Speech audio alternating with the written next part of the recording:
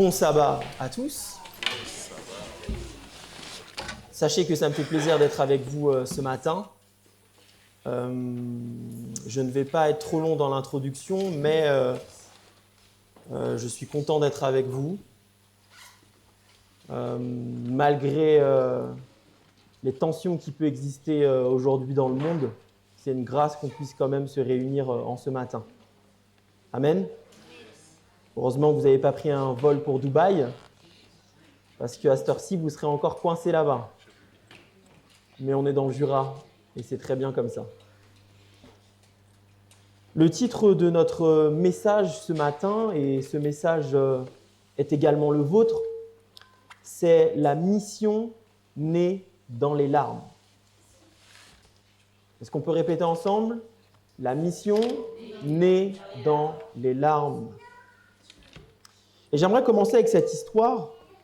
En 2004, le conseil scolaire du comté de Miami, en Floride, a engagé un homme qui s'appelle Rudy Crew. C'est un ancien chancelier des écoles de New York qui avait été affecté pour redresser tout un district qui était dans des difficultés scolaires. Donc un district, c'est tout simplement un ensemble d'établissements scolaires. Et en 2004, du coup, il va être envoyé par la direction scolaire pour faire un redressement, pour pouvoir faire en sorte que le niveau soit plus élevé, également tout ce qui est infrastructure, etc. Et lorsqu'il va commencer à œuvrer à Miami, il va avoir tout de suite des résultats. La performance scolaire s'améliore. 2, la note financière du district s'améliore. 3, des milliers de salles de classe sont construites. Et cerise sur le gâteau, le district devient finaliste de ce qu'on appelle the Broad Prize for Urban Education, c'est-à-dire qu'en fait, qu'il y a certaines années des districts qui sont récompensés par rapport à leur performance scolaire. Et donc cet homme va être catapulté. Il va littéralement par lui-même, quelque part, insuffler une performance nouvelle à ce district. Ce district va performer et pourtant, quelques mois plus tard, le même conseil qui a voté pour son implantation dans ce district va demander à ce qu'il parte. Malgré le succès remarquable, malgré une performance qui est mesurable, malgré une récompense nationale, ça ne lui a pas garanti sa place. Il y a un livre qui a été écrit qui s'appelle Power, et on en parlait avec des amis, écrit par un auteur qui s'appelle Pfeffer, c'est difficile à dire, c'est un petit peu de l'allemand, Pfeffer, ouais, qui explique dans son livre qu'en réalité, la performance ne garantit pas la promotion. Que la performance à elle seule ne garantit pas le succès.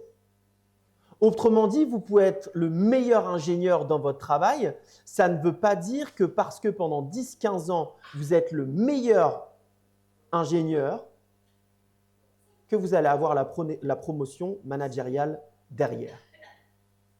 De la même manière que cet homme a performé, ça ne lui a pas garanti le succès et la promotion derrière. Alors cette histoire nous rappelle une chose, que la réussite et la performance ne dépendent pas toujours, ne suffisent en tout cas pas toujours pour garantir une promotion. Il y a souvent autre chose qui se joue et la question c'est quoi ?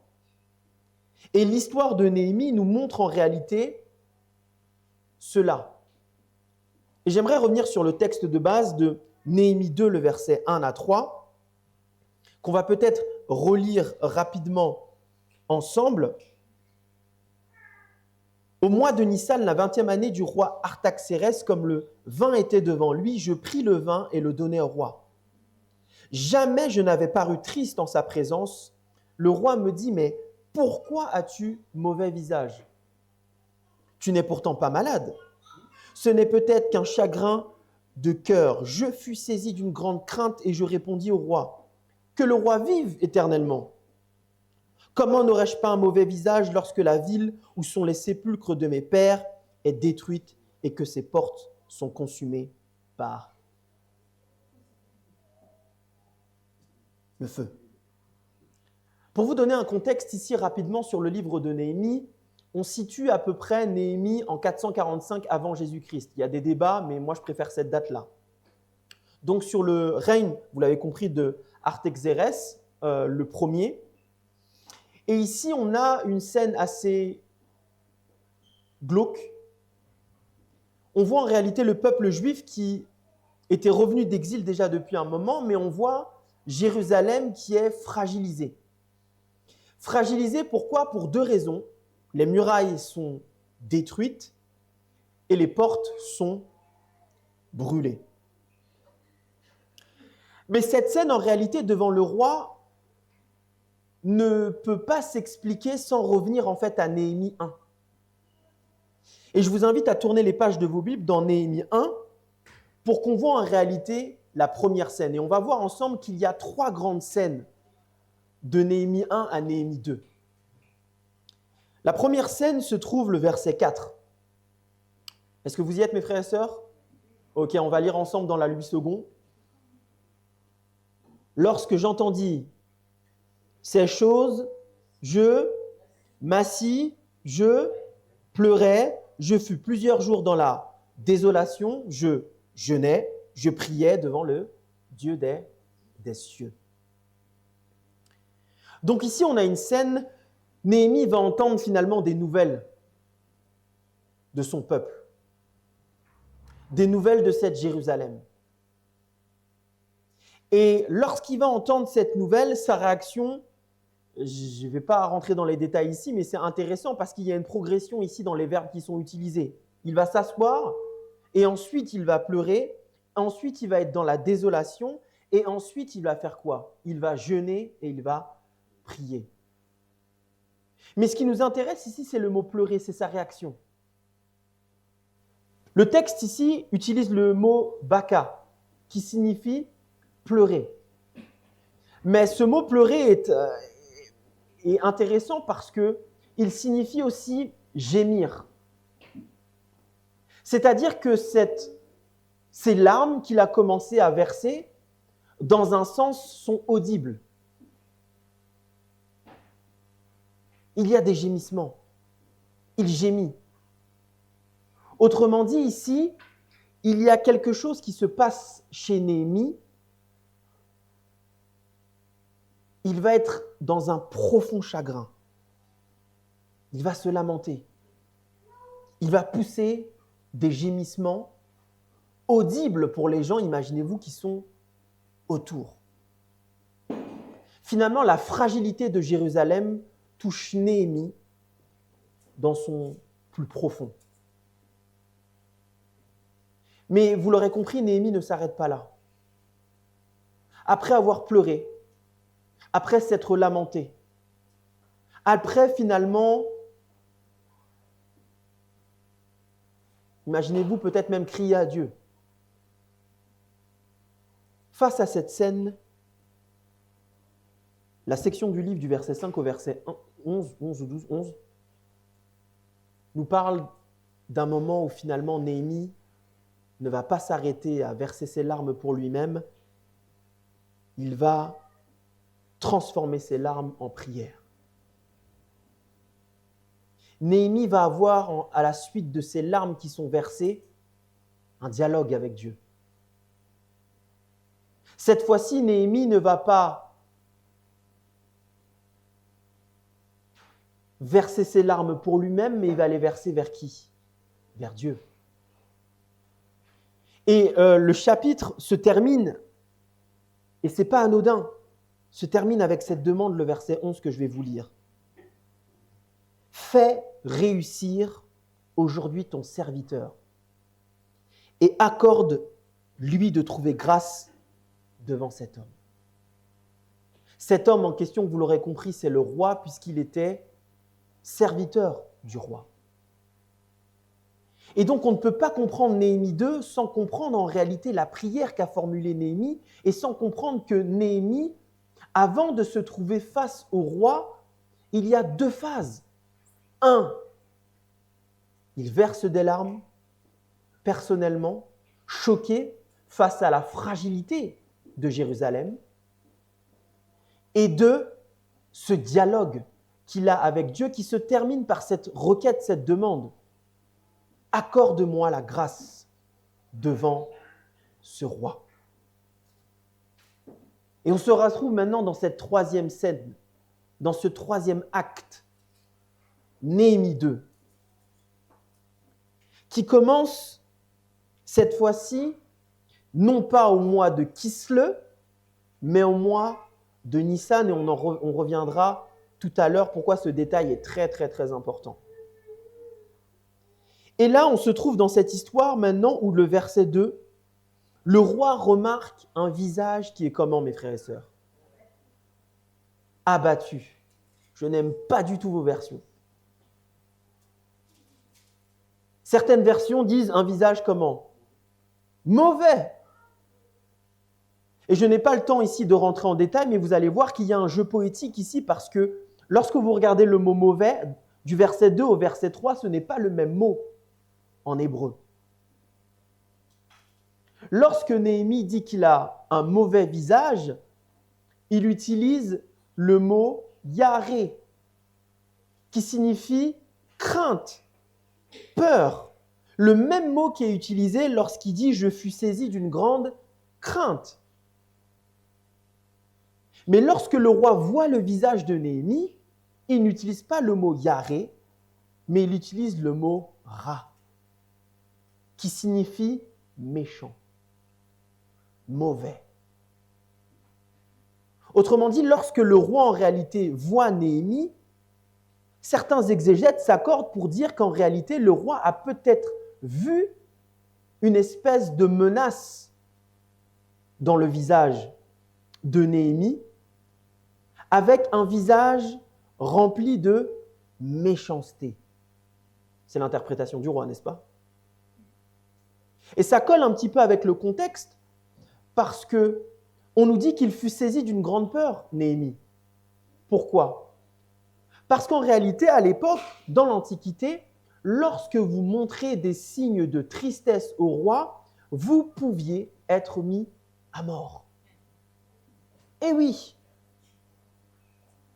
Pour le roi, comme on dit, il fallait que tout roucoule. Une espèce de déni psychologique où tout va bien et les serviteurs n'ont pas le droit, sous peine de mort, d'exprimer leurs sentiments. Mais malgré cette peur, qu'est-ce que fait Néhémie? C'est une question ouverte. Qu'est-ce que fait Néhémie dans le texte? Il exprime sa souffrance. Est-ce qu'il fait autre chose? On nous dit qu'il pria aussi. Il a fait une prière express, le bonhomme. Il fait une prière courte, et remarquez bien, ça fait un contraste avec Néhémie 1, où on a une énorme prière. Comme si Dieu était en train de dire que pour prier rapidement, ça se prépare d'abord dans le secret, dans une prière longue. Comme si Dieu est en train de dire finalement que ce qui a préparé Néhémie à ce moment-là, ce n'est pas tant sa prière courte, puisque sa prière courte est finalement résultante d'une bataille, d'un dialogue qu'il a eu avant. Et vous savez à quel point avant? Parce que lorsque vous regardez Néhémie 1, on nous dit que c'est le mois de Kislev. Le mois de Kislev, vous savez, c'est quel mois chez les Juifs? C'est décembre. Et ensuite, la scène de Néhémie 2 se retrouve dans le mois de Nissan, c'est-à-dire au mois d'avril. C'est-à-dire qu'entre sa prière longue et sa désolation, il y a 4 à 5 mois qui s'écoulent entre le commencement et le début d'exaucement de sa prière. Je pourrais faire une prêche juste pour ça, mais je vous épargne ce matin. Néhémie, mes frères et sœurs, va parler, malgré la pression sociale, malgré la pression politique, malgré sa vie qui est en danger, Néhémie ne va pas avoir peur d'exprimer ce qu'il ressent. Alors si on regarde ces 3 scènes, la première scène d'une ville fragilisée, une Jérusalem finalement qui n'a pas de muraille. Vous vous rappelez ce proverbe qui dit que lorsque notre esprit n'a pas de muraille, c'est pas bon. Donc dans tout l'Ancien Testament, lorsqu'on parle d'une ville sans muraille, c'est vraiment une ville qui est fragile. Imaginez-vous, vous êtes dans un endroit à fort taux de criminalité et vous avez une maison et dans cette maison-là, vous ne la barricadez pas. Vous êtes en stress, les amis. C'est ce qui se passe. Sachant en plus que ce peuple-là a connu des déportations, des invasions babyloniennes, donc ils sont traumatisés. Donc il y a une ville qui est fragilisée et par ses murailles, mais aussi, imaginez-vous, une fragilité identitaire. Le peuple va à gauche, à droite. Ils sont à la merci des autres peuples. 2, il y a un homme, Néhémie, qui pleure devant Dieu. 2e scène. 3, maintenant cet homme ne pleure plus devant Dieu. Il ose parler devant son roi. Vous savez ce qui est le point commun, mes frères et sœurs, entre ces 3 scènes? Question ouverte. Ah oui, moi j'aime que ça soit participatif, les amis. À votre avis, il n'y a pas de mauvaise réponse, allez-y. Quel est le point commun entre les 3? Entre les 3 scènes. Je répète, une ville qui est fragilisée. 2, un homme qui pleure devant les hommes, devant Dieu. Et 3, Néhémie qui ose parler. La vulnérabilité. Ah là, vous avez compris. Le thème commun entre ces 3 sauges, c'est qu'il y a une vulnérabilité. 1, la vulnérabilité d'un peuple qui est fragilisé. 2, Néhémie qui n'a pas peur et qui n'a pas honte d'être vulnérable devant Dieu. Et 3, il n'a pas eu honte d'être vulnérable devant son roi. Et c'est précisément dans cette triple vulnérabilité que Dieu a agi. Je ne sais pas si vous vous rendez compte. C'est-à-dire, mes frères et sœurs, que la mission, parce qu'il est question d'une mission ici, le livre de Néhémie, en réalité, c'est la reconstruction d'une nation, mais c'est surtout la reconstruction d'hommes de nation. Dieu voulait montrer à travers le récit de la reconstruction qu'en réalité, ce n'est pas la reconstruction des murs qui est important ici, c'est la reconstruction des individus, de Néhémie. Et donc la mission aussi commence là où Néhémie a accepté d'être vulnérable.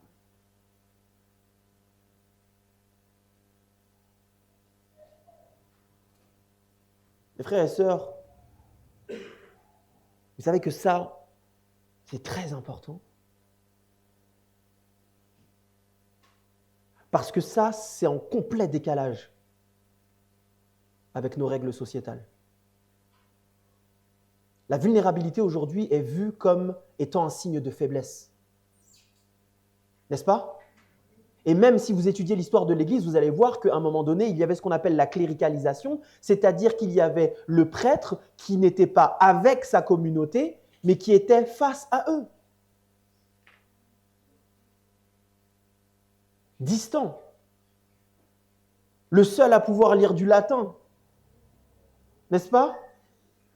Il y a moi et les membres.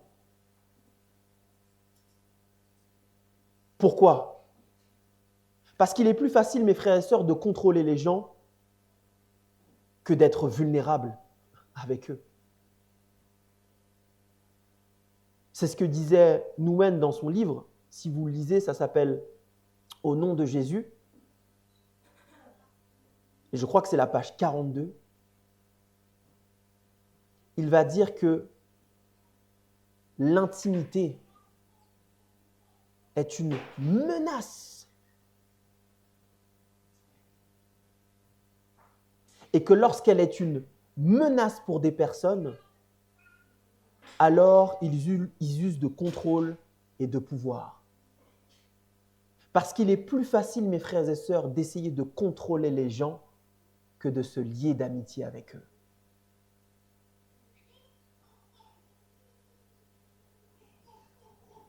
Oh, combien d'opportunités,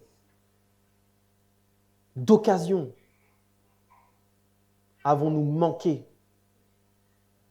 parce qu'on avait peur d'être vulnérable avec l'autre.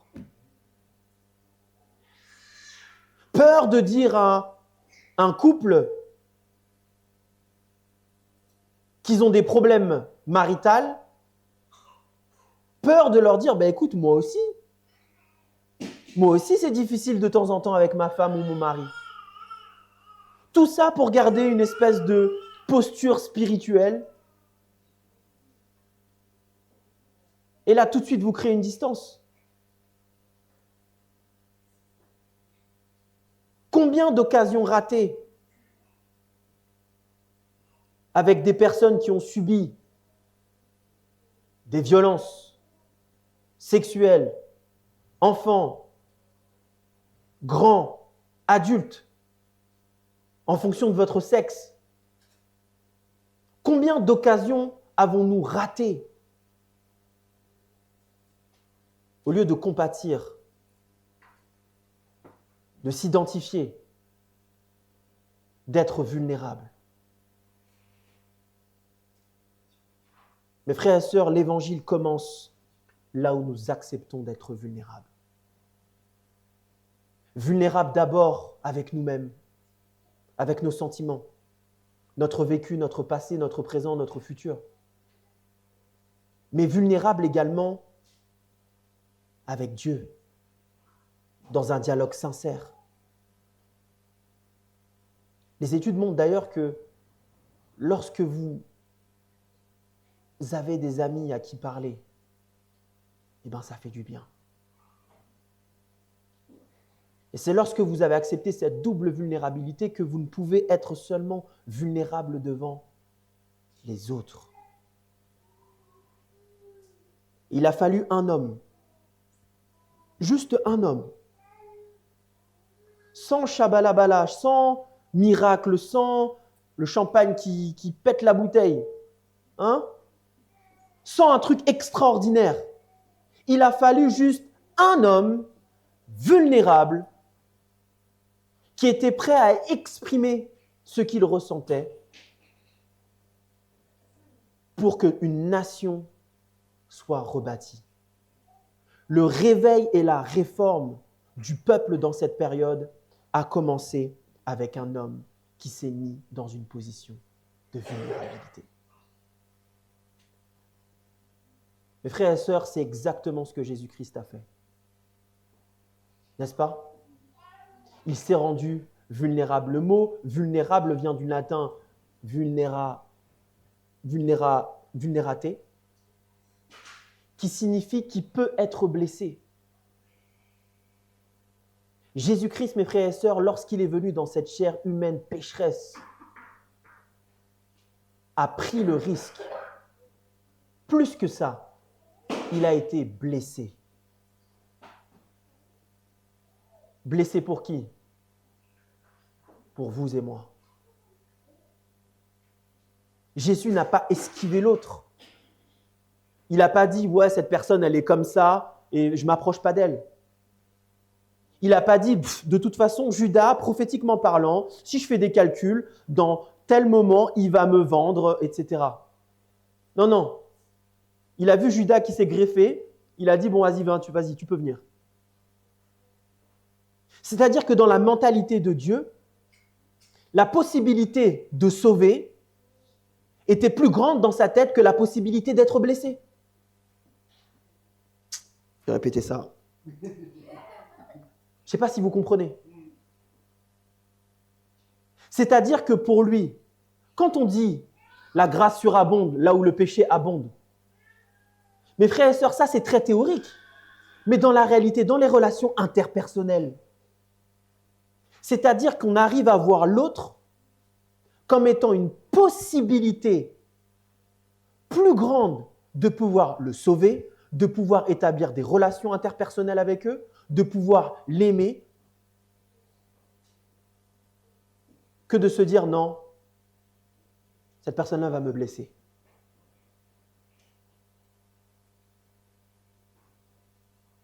Et c'est comme ça que vous et moi, on se retrouve ici, assis un samedi matin, au lieu d'aller faire des marathons, au lieu d'aller travailler et essayer de gagner plus.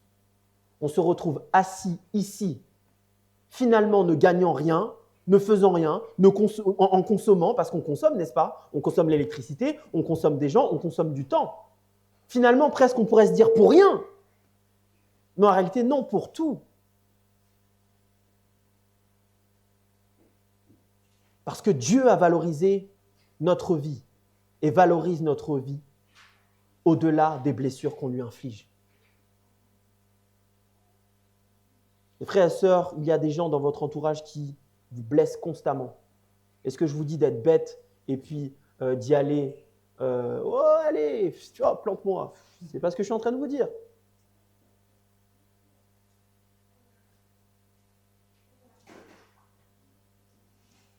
Mais ce que le monde a besoin, comme disait Henri Nouwen, ce que le monde a besoin, c'est de leaders chrétiens qui sont hors de propos dans ce monde, qui n'ont qu'à offrir que leur moi vulnérable. Il n'y a que de cette manière-là que vous pouvez toucher les gens.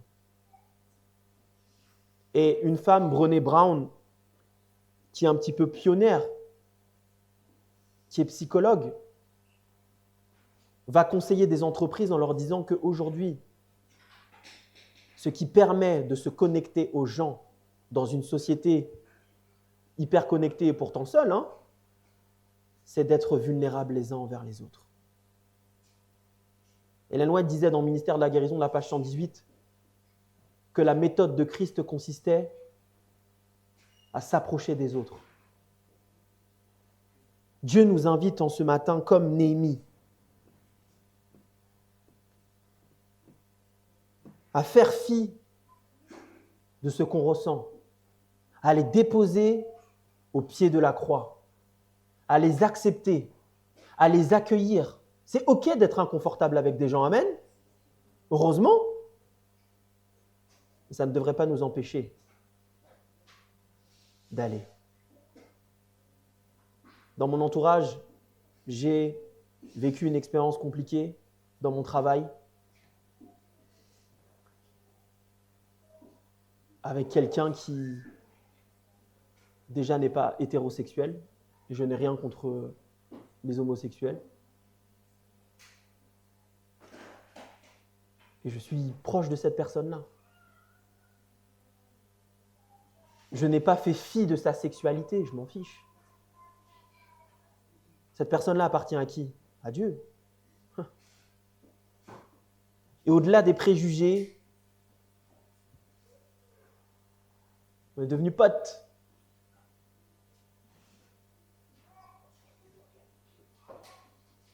Et puis, en parlant, il s'est confié.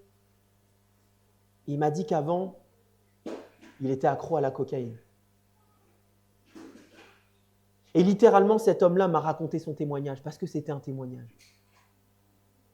Comment, en fait, sur un lit d'hôpital, et ce sont ses mots, pas les mains, quelque chose de divin a fait en sorte qu'il ne meure pas d'overdose. Et depuis ce jour-là, plus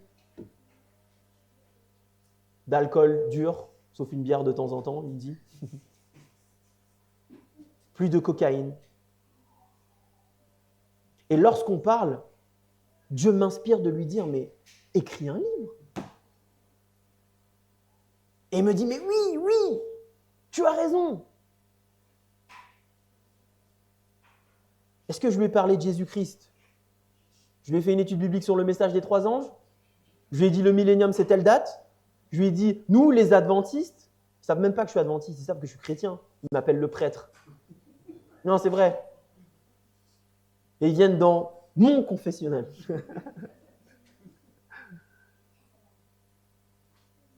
J'ai été juste disponible pour lui.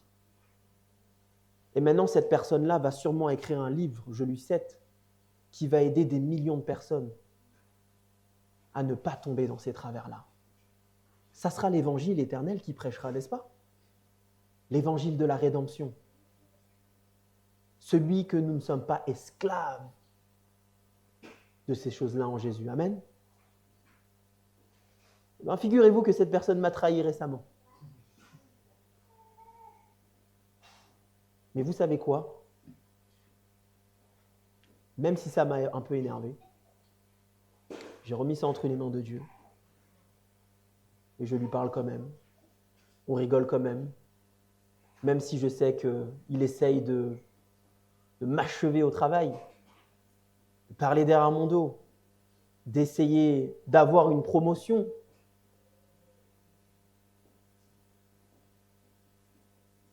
Que peut-être j'aurai, eh bien je le garde avec moi. Je suis là lorsqu'il a besoin de parler. Je suis là lorsqu'il a des problèmes avec son conjoint. Je l'écoute, je compatis, je partage mes expériences. Pourquoi, mes frères et sœurs? Parce que j'ai un Dieu qui fait pareil avec moi. Qui, au-delà du fait que je le blesse, que je le trahisse, maintes et maintes fois, il continue à tendre sa main. Amen. Quand je marche dans la vallée de l'ombre de la mort, je ne crains aucun mal car tu es. C'est-à-dire que Dieu, même lorsque vous tombez, Dieu essaye de s'approcher au plus près de vous. J'ai même envie de vous dire, lorsque vous êtes au plus bas, c'est là où Christ est le plus proche. Alors mon invitation pour vous en ce matin est simple. 1. Ouvrez votre cœur à Jésus. 2. N'ayez pas peur d'être vulnérable avec l'autre. J'ai même envie de vous dire, les autres vont vous blesser, c'est une certitude. N'est-ce pas? Alors acceptez le fait que les autres vont vous blesser. Mais pour pouvoir sauver l'autre, il faut être avec l'autre, il faut être en l'autre, mais vous ne pouvez pas être en l'autre sans vous connecter d'une manière émotionnelle. La mission que nous devons terminer, parce que mes frères et sœurs, Jésus-Christ arrive. Pas une blague. Regardez comment le monde est en catastrophe. Regardez comment les églises se vident. Regardez. Regardez comment les gens sont de plus en plus méchants. Ce monde a une date de péremption, les amis. Et elle arrive. Et il nous faut terminer l'œuvre. Et pour terminer l'œuvre, Dieu doit terminer l'œuvre en nous.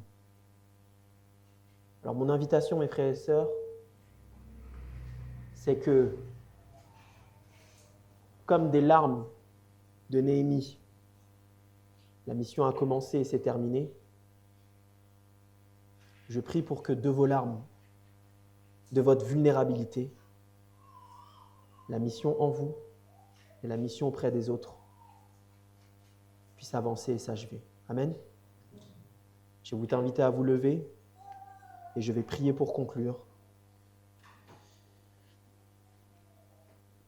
Prions. Notre Dieu, notre Père, le simple fait de t'appeler Père, Père nous montre à quel point tu es. Et tu as choisi d'être vulnérable toi-même. D'être comme un père qui nourrit, qui chérit, qui prend soin de ses enfants. Qui n'a pas eu peur de montrer qui il est du début jusqu'à la fin. Ô Seigneur Dieu, cette vulnérabilité, je le sais, je le crois, nous touche individuellement et elle m'a touché encore ce matin. Comment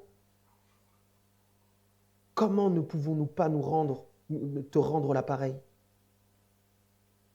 Comment, Père éternel, ne pouvons-nous pas déverser cet amour auprès des autres? C'est peut-être parce que nous ne passons pas assez de temps avec toi. C'est peut-être parce que cet amour, finalement, ne nous touche pas encore totalement. Alors je te prie en ce matin que comme Néhémie, tu puisses provoquer le réveil et la réforme. Que tu puisses, tendre Père Céleste, toucher chaque personne ici présente. Que tu puisses, Père éternel, te montrer vulnérable encore à eux afin qu'ils puissent être vulnérables. Et des êtres vulnérables, remplis de compassion, sont les meilleurs outils entre tes mains.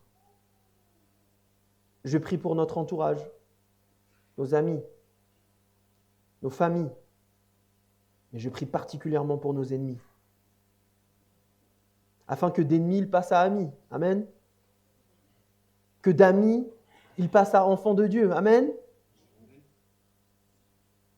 Et que tous ensemble, nous puissions être dans cette nouvelle Jérusalem avec toi. C'est là ma prière pour notre chère Église de Saint-Claude, notre chère Église à l'Union franco-belge et notre chère Église à l'échelle mondiale. Dans le nom de Jésus, nous t'avons prié. Amen. Amen.